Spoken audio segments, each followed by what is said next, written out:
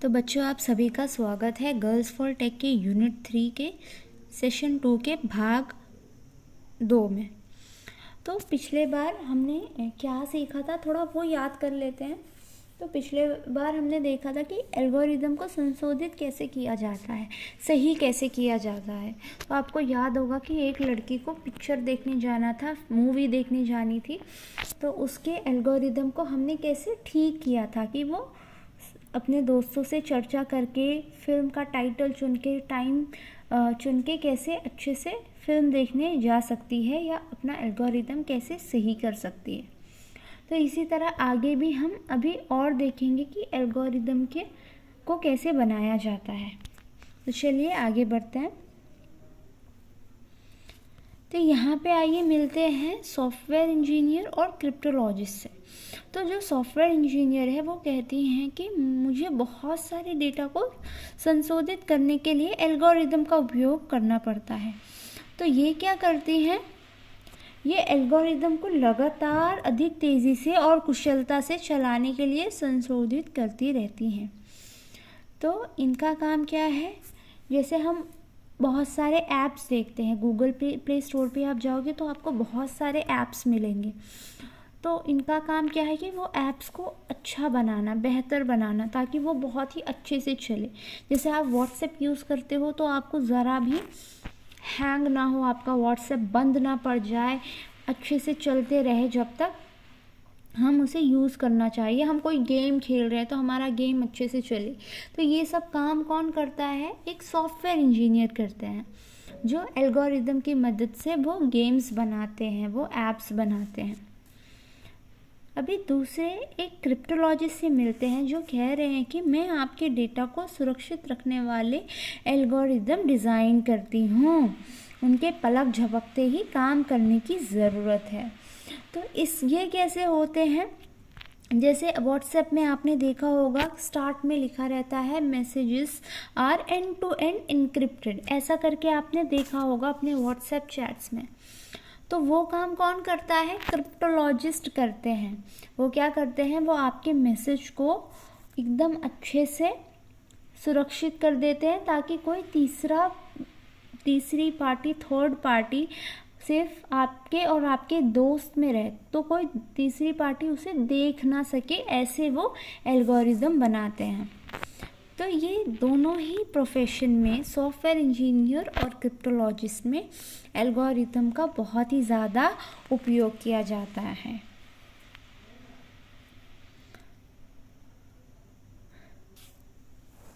तो एल्गोरिदम जो है, इसको अगर मुझे लिखना है तो सबसे पहले मुझे क्या करना है, तो इसे हम एक ड्राइंग के रूप में भी बना सकते हैं, एक चित्र बना सकते हैं जिसमें किसी समस्या को आपको हल करना है।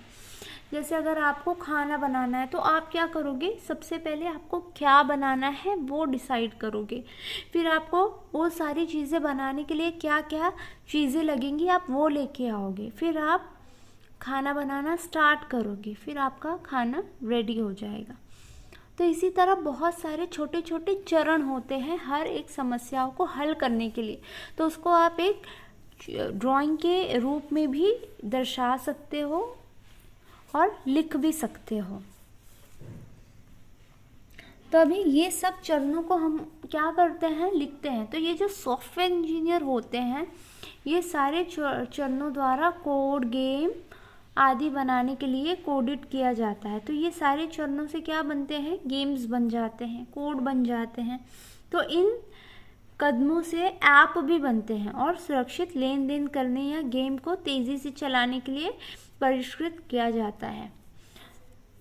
तो जो भी हम चरण लिखते हैं एल्गोरिदम बनाने के लिए, वो काफ़ी जगह काम आते हैं। जैसे मुझे अगर गेम बनाना है तो मुझे जो सॉफ्टवेयर इंजीनियर होंगे वो क्या करेंगे, लिखेंगे कि वो गेम कैसे बनाएंगे, उसके क्या क्या स्टेप्स होंगे, उस सारी चीज़ों को वो कोड में बदल देते हैं एल्गोरिदम लिखने के बाद।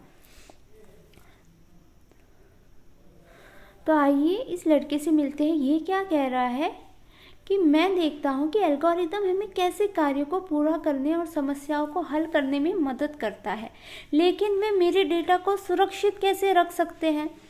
तभी ये लड़का कह रहा है कि चलो माना कि वो मदद तो कर रहा है एल्गोरिदम, लेकिन मेरा डेटा क्या सुरक्षित रहेगा? तो अभी आपको अगर अपना डेटा सुरक्षित रखना है तो कौन कौन सी डेटा आप सुरक्षित रखोगे? जैसे मैं हूँ तो मैं चाहूँगी कि मेरे फ़ोन का पासवर्ड किसी के हाथ ना लगे। इसी तरह आप क्या चाहते हो कि आपकी कौन कौन सी चीज़ें सुरक्षित रहें या किसी को जल्दी पता ना चले? तो ज़रा सोचिए और बताइए। तो आइए देखते हैं कि ऐसी कौन कौन सी चीज़ें होती हैं जिन्हें हमें सुरक्षित रखना है। तो यहाँ पे आप देखो, बैंक खाता नंबर, मतलब बैंक का जो अकाउंट नंबर होता है वो बहुत ही हमको सेफ रखना पड़ता है। मोबाइल नंबर हो गया, या विद्यालय का डेटा हो गया, या पता हो गया, या पासवर्ड हो गया, जन्म, तो ऐसे बहुत सारी डेटा है जो हमें सेफ रखनी है, सुरक्षित रखनी है।